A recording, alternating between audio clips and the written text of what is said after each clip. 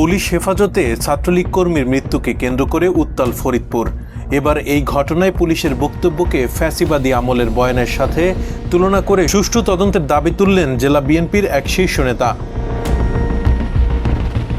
ঘটনাটি ঘটেছে ফরিদপুরের মধুখালীতে। গত শনিবার বিকেলে মাদক পাওয়ার অভিযোগে উপজেলা ছাত্রলীগের কর্মী মির্জা ইশতিয়াক আহমেদকে আটক করে ডিবি পুলিশ। পরিবারের দাবি, আটকের সময় মায়ের সামনেই ইশতিয়াককে মারধর করা হয়। এর পরদিনই রোববার সকালে হাসপাতালে চিকিৎসাধীন অবস্থায় ডিবির হেফাজতে তার মৃত্যু হয়। এই ঘটনাকে হত্যাকাণ্ড উল্লেখ করে বিচারের দাবিতে ঢাকা খুলনা মহাসড়ক অবরোধ করে বিক্ষোভ করে এলাকাবাসী।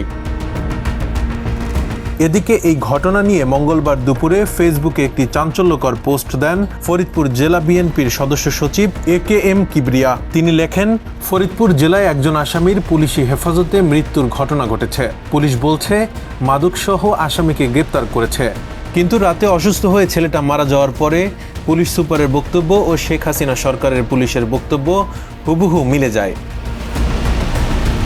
তিনি আরও মন্তব্য করেন, ফ্যাসিবাদী আমলের পুলিশি বয়ান মানুষ ঘৃণার চোখে দেখত। গণতান্ত্রিক সরকারের পুলিশের বয়ান আরও গ্রহণযোগ্য হওয়া উচিত। পুলিশ হেফাজতে এমন মৃত্যু নির্বাচিত গণতান্ত্রিক সরকারের ভাবমূর্তি নষ্ট করছে।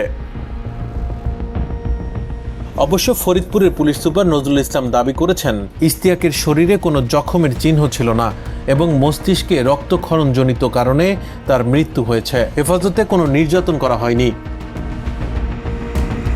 তবে জেলা বিএনপির সদস্য সচিব AKM কিবরিয়া সাফ জানিয়েছেন, শুধু দায়িত্বশীল কর্মকর্তার প্রত্যাহার বা চাকরিচ্যুতই বড় কথা নয়, মূল কথা হলো প্রকৃত ঘটনা তদন্ত করে দোষীদের বিরুদ্ধে যথাযথ ব্যবস্থা নেওয়া, যাতে আগামী দিনে এমন ঘটনার পুনরাবৃত্তি আর না ঘটে।